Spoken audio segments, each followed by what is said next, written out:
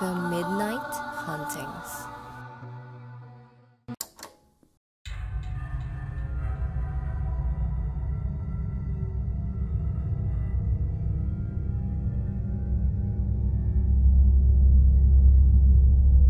Magandang araw mga ka-midnight.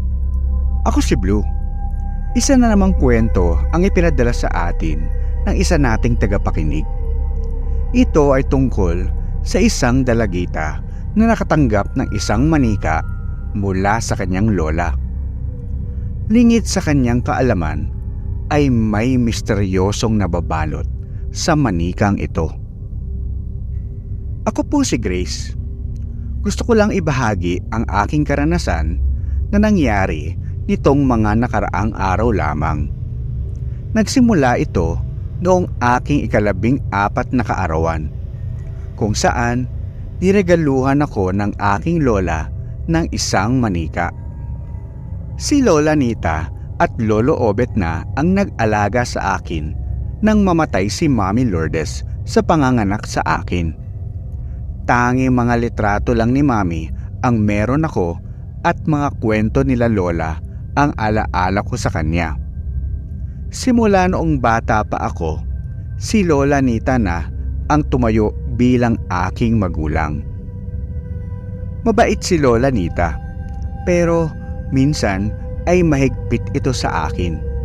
Pinapagalitan niya ako kapag ako ay umuuwing may sugat. Paliwanag sa akin ni Lolo Obet na gusto lang akong ingatan ni Lola at ayaw niya akong mapaano. Takot na mawalan pa si Lola ng mahal sa buhay tulad ng pagkawala ni Mami. Isa sa mga napansin kong kakaiba kay Lola ay madalas niyang kinakausap ang mga litrato ni Mami Lourdes na tila ba buhay pa ito. Bumibili rin siya ng mga manika at figurin na pinapangalanan niyang Lourdes. Naisip ko na lang na baka paraan niya ito para di malimutan ang kanyang anak. Ngunit di ko inaakala na sa aking kaarawan ay reregaluhan niya ako ng aking sariling manika na pinangalan niya kay Mommy. Sa una ay natuwa ako dahil pinagbabawalan niya akong hawakan o laruin ang mga manika niya. Pero naisip ko na ako ay magdadalaga na at di na mahilig sa manika. Lalo na at ang ibinigay niya sa aking manika ay ang una niyang manika. Medyo nakakatakot ang itsura nito dahil may pagkaluma at sira-sira na ang mga damit. Pero ito ang paboritong manika ni Lola, kaya naman tinanggap ko ito dahil alam kong malaking bagay para sa kanya ang pagbigay nito. Sa mga unang araw ay itinatabi ko lang ang manikang ito sa aking kwarto at di masyado nabibigyan ng pansin.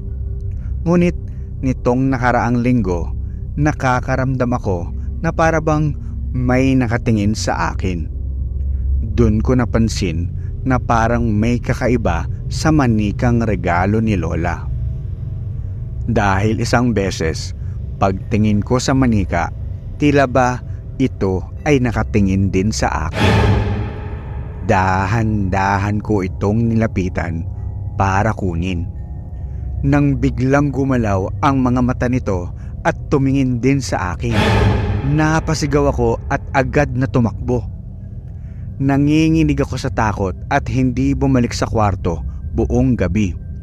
Nagsabi ako kay Lolo Obet sa nangyari at pinayagan niya akong matulog sa kwarto nila ni Lola. Nang magising ako, nagulat ako dahil nagalit daw si Lola Nita sa akin at gusto akong kausapin. Sinabi ni Lola na kung hindi ko daw nagustuhan ang kanyang regalo ay pwede ko naman daw sabihin sa kanya ng maayos. Sinubukan kong ikwento ang nangyari, ngunit sinabi lang niya na hindi daw gagawin ni Lourdes ang manakot, kaya binawi niya ang manika sa akin. Sa una, medyo nalungkot ako dahil nasaktan ko si Lola sa aking naging reaksyon. Ngunit napansin kong kakaiba ang pakiramdam ko kapag nakikita ko ang manikang iyon. Mas mabuti na sa akin na kinuha na ni Lola Nita ang nakakatakot na manikang iyon. Nakakapangilabot ang mga mata nito, pati ang ngiting hindi gumagalaw. Naiisip ko pa lang ito ay tumatayo na ang aking balahibo. Tila ba hanggang pagtulog ay ramdam ko ang pagtitig nito sa akin. Kaya napaisip ako sa kwento kung paano ito nakuha ni Lola. Ang kwento ni Lolo Obet sa akin ay regalo daw ito ng kamag-anak nila sa probinsya na manggagamot. Tinanggap daw nila ito para makatulong kay Lola nang mamatay si Mami Lourdes. Napansin ko na lang na buti ay wala na sa akin ang manika at kinuha na ni Lola ito sa akin. Isang gabi, nakita kong natutulog si Lola sa rocking chair niya habang hawak-hawak ang manika. Hinayaan ko lang sila at hindi pinapansin habang ako ay nakatambay sa sala. Ngunit paglingon ko sa kanila, nagulat akong nakatingin na ang manika sa akin at nakatitig. Habang nakatingin ito, sobrang bigat ng aking pakiramdam at hindi ako makagalaw. Hanggang sa biglang nagbago ang itsura nito at naging halimaw ang bibig. Napasigaw ako sa takot at nagising si Lola Nita sa akin dahil siya ay nagulat. Pinagalitan niya ako kaya nagkulong na lang ako sa kwarto buong gabi. Hindi ako makatulog dahil naaalala ko ang aking nakita. Hindi ko malilimutan ang pagbago ng anyo ng bunganga ng manikang iyon na tila ba sinapian ito ng halimaw. Inabot na ako ng hating gabi hanggang sa makatulog na lamang ako sa pagod at puyat. Naalimpungatan ako nang makaramdam akong may gumagalaw sa aking likuran. Dahan-dahan ko itong nilingon at naririnig kong may bumubulong na, "Grace, ako ito, ang Mami Lourdes mo." Paglingon ko ay halos kumawala ang kaluluwa ko sa takot nang makita ang manika. Agad akong tumakbo palabas ng kwarto at humingi ng tulong kay Lolo Obet na nasa sala. Ramdam ko pa din ang titig ng manika sa akin habang ako ay tumatakbo papalayo na tila ba sumusunod ito. Mabuti na lamang at sinalubong ako ni Lolo at dinampot nito ang manikang nakasunod sa akin. Habang hawak ni Lolo Obet ang manika, bumulong ito ng wikang hindi ko maintindihan.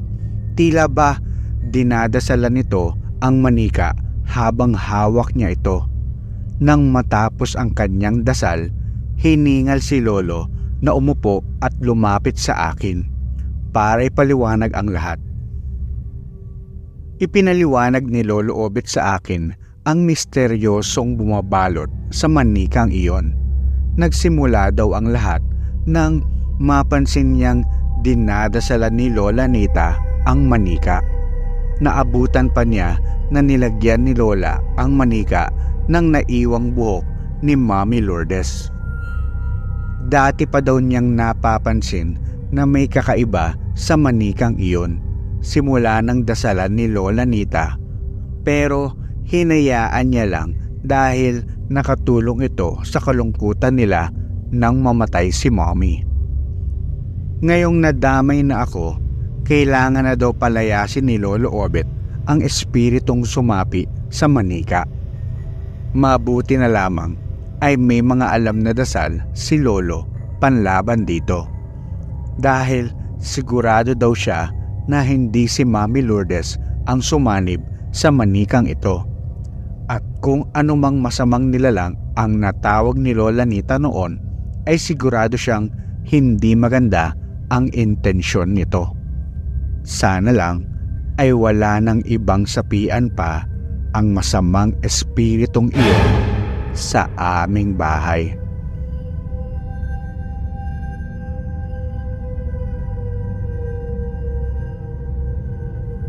Magandang araw mga ka-Midnight. Ako si Blue. Ang kwento natin ngayon ay pinadala ng isa nating tagapakinig. Ito ay tungkol sa isang lalaki na lumipat sa bahay na ipinamana ng kanyang pumanaw na lolo, kung saan may mga kababalaghang nagaganap galing sa isang lumang telepono. Ang pangalan ko po ay Anton. Ang aking kwento ay nagsimula noong ako ay lumipat sa bahay ng aking lolo. Ilang taon na naming hindi nakikita at napupuntahan si Lolo Emil. Kaya naman nagulat kami ng aking mama at papa nang mabalitaan namin na sa akin niya ipinamana ang kanyang bahay. Sa di malamang dahilan, inilayo nila mama at papa ang pamilya namin kay Lolo Emil. Mahigit 20 taon na nang huli naming makita si Lolo at batang musmus pa ako noon. Sakto naman na ako ay nakabukod na din at umuupa lang, kaya pumayag akong tirhan ang bahay ni Lolo. Ang huling naaalala ko sa bahay ni Lolo ay nang nag-away sila ni Papa. Bata pa lang ako noong mga panahon na yon, pero natatandaan kong nagsisigawan sila at umiiyak si Mama. At matapos ang araw na yon, hindi na kami bumalik pa at ayaw ng pag-usapan pa nila Mama ang nangyari. Malaki ang bahay ni Lolo at maraming mga gamit na nakatambak dito. Napansin kong makalat sa loob at puno ng mga lumang gamit. Nakita ko din na madumi at maalikabok halos ang buong kabahayan, maliban sa isang telepono sa isa sa mga kwarto. Luma na ang telepono, ngunit malinis ito at kita mong parang laging nililinis. Naisip ko na baka hindi na ito gumagana, ngunit nang sinubukan ko itong gamitin, meron akong narinig na dial tone. Kaya naisipan kong tawagan ang aking mga magulang para magpatulong maglinis ng bahay. Nakipagkita ako kila Mama at inabot nila sa akin ang mga dokumento ng paglipat ko sa bahay ni Lolo Emil. Nagtaka ako dahil tinanong nila kung may mga kakaiba daw ba akong nakikita sa bahay. At kung meron daw, ay pwede naman daw akong makitira muna ulit sa kanila. Dahil ayaw nila Papa na puntahan ang bahay ni Lolo, kaya nagpasya akong ako na lang ang maglinis ng bahay mag-isa. At inabot na ako ng gabi sa pagliligpit. Tinambak ko muna ang lahat ng gamit sa kwarto kung saan naroroon ang misteryosong telepono. Pagkatapos ay nagpahinga na ako sa aking kwarto malayo sa pinaglalagyan nito. Habang ako ay natutulog, puno ng mga demonyo at masasamang espiritu ang nagpapakita sa aking panaginip na para bang ako'y binabangungot. Kasama na dito ang imahe ni Lolo Emil na nakatitig sa akin. Kaya bigla akong nagising nang marinig kong nagring ang telepono. Nagulat at kinilabutan ako dahil sa lakas ng tunog nito. Pagtingin ko sa orasan, 3:00 na ng madaling araw. Kaya napaisip ako kung sino ang tatawag ng ganoong oras. Kinakabahan akong sagutin ito dahil may nararamdaman akong hindi maganda sa tawag na ito. Lumabas ako ng kwarto para puntahan ang telepono. Habang tumutunog ito, nakaramdam ako ng kilabot sa aking buong katawan na tila ba pinipigilan akong pumunta sa kwarto kung nasaan iyon. Tinapangan ko na lang ang aking loob at pumasok sa loob ng makalat na kwarto. Sinagot ko agad ang telepono at nagsabi ng, "Hello? Sino ito?" May sumagot na lalaki na boses matanda. Nagtaka ako dahil kilala niya ang pangalan ko. Tinanong ko kung sino siya at kung paano niya ako nakilala. Nanigas ako sa sagot niyang, "Anton, ako ito, ang Lolo Emil mo." Agad kong binaba ang telepono at tumakbo pabalik sa kwarto para magkulong.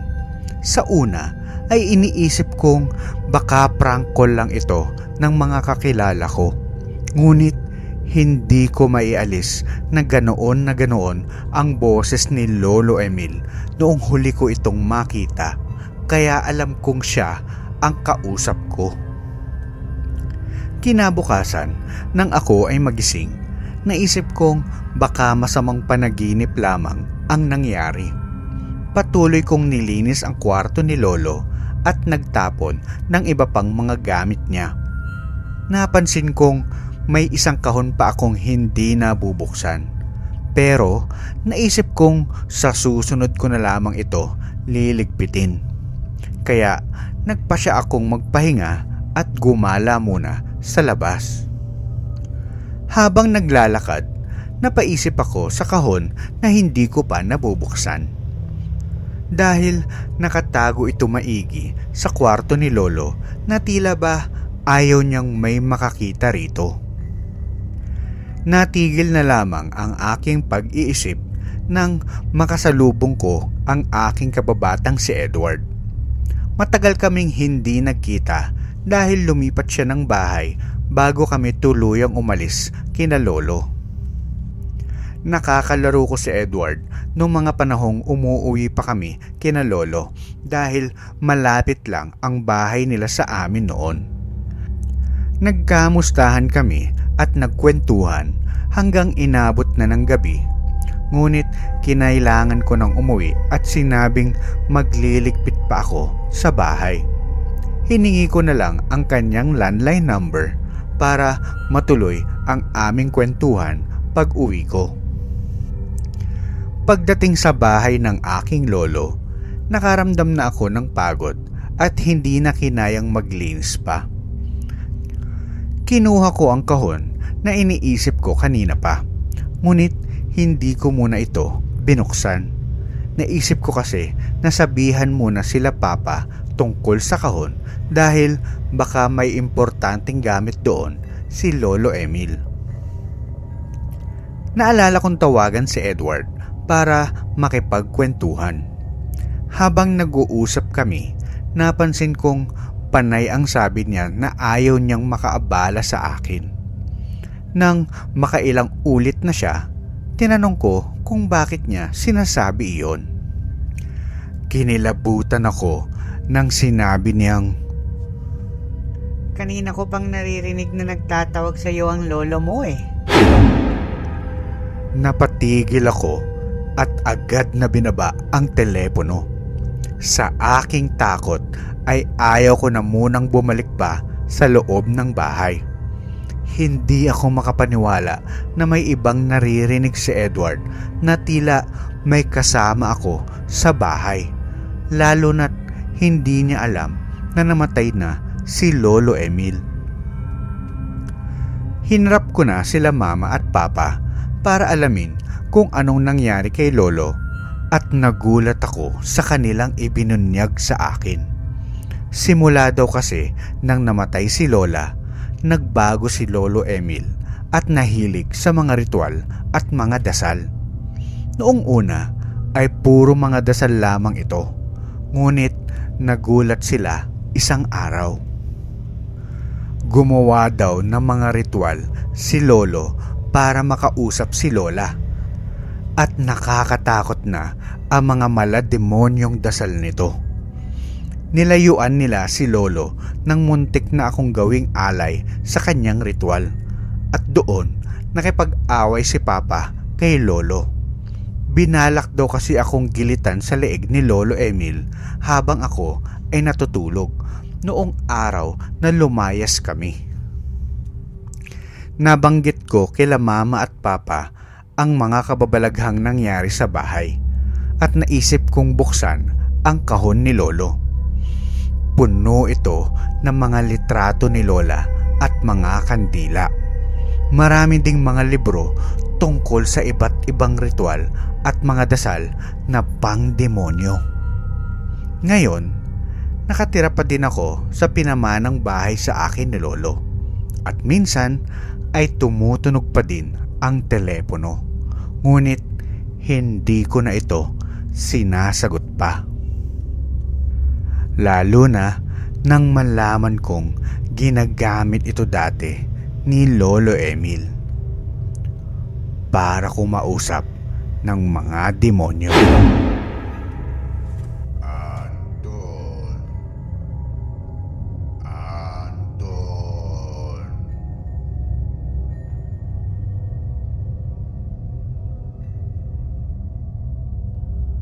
Magandang araw mga ka-Midnight. Ako si Blue. Ang kwentong ito ay pinadala ng isa nating tagapakinig. Ito ay tungkol sa isang babae na nagsimula ng isang sisigan kung saan may mga kababalaghan ang nangyayari sa kanyang hinahandang mga pagkain.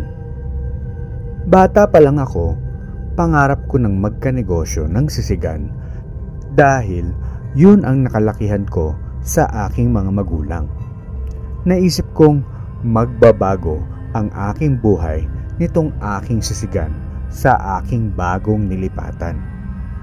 Hindi ko inaasahan na sa ibang dahilan pala magugunaw ang pangarap ko. Ako po si Betty at ang aking kwento ay nagsimula noong lumipat ako ng tirahan matapos mamatay ang aking mga magulang. Kinailangan kong ibenta ang bahay namin at lumipat sa mas maliit na paupahan. Doon, naisip kong magbenta ng sisig para maitaguyod ang aking sarili. Mabuti na lamang at mabait ang may-ari ng lupa at pinayagan akong magtinda ng sisig sa harapan nito. Mababait din ang aking mga kapitbahay at tinulungan nila akong makapag-umpisa ulit sa aking buhay. Isang linggo pa lamang ay marami na ang dumadayo sa aking sisigan. Natuwa ako dahil kinakaya ko kahit mag-isa lang ako sa negosyo ko. Ako ang nagluluto at nag-aasikaso sa mga customers. Sa una, naging mabenta ang aking negosyo. Ngunit napansin kong mayroon pala akong kakompetisyon na karinderya sa aking tapat. Ang karinderya ni Ellie ay matagal ng karinderya dito sa lugar na ito at di hamak na mas malaki ito at matao. Sisig lang ang aking benta at sa kanila naman ay iba't ibang klase ng putahe. Ngunit sa di malamang dahilan ay parang galit ang may-ari nito sa akin. Napag-alaman ko sa aking mga suki na sinisiraan daw ni Ellie ang aking mga sisig, na marumi daw ang aking kainan at binababoy ko daw ang paghain ng mga pagkain. Naisip kong wag na lang magpadala sa mga paninira niya at magpatuloy lang sa aking pagbebenta. Ilang linggo ang lumipas at napansin kong mas dinarayo na ang aking sisigan kaysa sa karinderya ni Ellie. Ang sabi kasi sa akin ng mga suki ko, simula daw nang bumalik galing probinsya ang kasintahan nito ay halos hindi na nito maasikaso ng maayos ang kanyang negosyo. Natatanong ko sa aking tapat si Ellie at Maria. Nakikita ko kung paano pagsilbihan ni Ellie si Maria na halos hindi na siya makapagluto ng maayos. nakaramdam ako ng pagkainggit sa kanila dahil wala akong nobyo at inuuna ko ang aking negosyo para buhayin ang sarili ko. Isang araw ay napansin kong umalis si Maria na parang nagdadabog at naiwan si Ellie sa tapat ng karinderya. Kinalimutan ko ang aking nakita at patuloy lang akong nagluto at naghain ng aking mga putahe. Ngunit habang nagluluto, biglang nagtitili ang isa sa aking mga customer. Puno ng mga butiki ang sisig nito. Ang iba dito ay gumagalaw-galaw pa. Gulat na gulat kaming lahat dahil sa aming nakita. Nagtaka din ako dahil tandang-tanda ko ang aking inabot na pagkain at sigurado akong walang butiki dito. Napansin din ito ng ibang mga customers at napaisip kami sa nangyari. Simula noon, nabawasan na ang bumibisita sa aking sisigan. Na tila ba kumalat na sa iba ang nangyaring pagsulpot ng mga butiki sa aking hinahain. Ikinuwento ko ito sa aking mga kapitbahay na naging kaibigan ko na din. Sinabi nila sa akin ang kanilang mga teorya. Malamang daw ay may nang usog sa aking negosyo dahil sa inggit o kaya naman dahil kalaban ko ang kanilang negosyo. Baka daw may ibang sisigan ang naaagawan ko ng customer, pero sinabi ko sa kanila na isang tao lang naman ang masama ang loob sa akin, at yun ay si Ellie. Naisip kong magpahinga na lang noong gabing iyon, ngunit sa di mapaliwanag na dahilan ay hindi ako makatulog at tila may gumagapang sa aking katawan. Nang tanggalin ko ang aking kumot, napasigaw ako sa takot dahil sa dami ng butiki sa loob ng aking higaan. Noong mga panahon na yon, binalak ko ng kausapin si Ellie para itigil kung anong kulam ang ginagawa niya sa aking negosyo. Pupunta na dapat ako sa kanya nang biglang may tumili na naman na customer. Paglingon ko, laking gulat namin sa aming nakita. Lahat ng hinain kong sisig sa mga customers ay may mga nagsulputan na mga butiki. Nagpanik na ako at hindi na alam ang gagawin dahil lahat sila ay nagrereklamo na sa akin. Wala akong magawa kundi humingi na lang ng tawad. Susugod na dapat ako kay Ellie nang biglang nagsusuka isa-isa ang mga customer ko. Puro butiki ang lumalabas sa kanilang mga bibig kahit hindi pa nila kinakain yung sisig. Nagkagulo na sa buong kalsada dahil sa kakaibang pangyayaring ito at napilitan na akong magsara na lang at umuwi na. Iyak ako ng iyak dahil hindi ko maintindihan ang mga nangyayari sa aking negosyo. Nagsara na ng tuluyan ang sisigan kong pinag-ipunan at pinagpaguran. Hindi ko alam kung ano ang nagawa kong mali para parusahan ako ng ganito. Pero hindi ko naisip sumuko at nag-iisip-isip na ako ng pwede kong ibang pagkakakitaan nang may kumatok sa aking pintuan. Nagulat ako dahil si Ellie ang nasa pinto. Sa una, ayaw ko siyang papasukin, ngunit nakakapagtakang umiiyak ito at humihingi ng tawad. Nagalit ako at sinigawan siya para magpaliwanag. Napanganga na lang ako sa kanyang kwento. Simula daw nang umuwi si Maria ay nag-aaway sila dahil pinagseselosan daw ako nito. Lagi daw bukang bibig ni Ellie ang aking negosyo at pinupuri niya ang aking sisigan. Hindi rin daw alam ni Ellie na si Maria ang nagpakalat ng chismis na galit siya sa akin dahil ang totoo ay may gusto daw siya sa akin. Si Maria daw kasi ay isang mangkukulam sa kanilang probinsya at simula nang makilala daw ako ni Ellie ay parang nawala ang gayuman ni Maria sa kanya. Doon daw sila nag-umpisang mag-away hanggang sa kinulam na ako ni Maria gamit ang mga butiki na nilalagay nito sa aking sisig. Ngayon ay naliwanagan na ako sa mga nangyari at hindi tungkol sa negosyo ang kulam sa akin, ngunit sa akin mismo. Ilang buwan na noong huli kong nakita pa si Maria, kaya nagbukas na ulit ako ng bagong negosyo. Ang kinaibahan na lamang ay kasama ko na si Ellie at kami ay magnobyo na ngayon. Sana lang wala nang kung anong kababalaghan pa ang maganap sa aming buhay at mawala na sa aming alaala ang kulang sa aking sisig.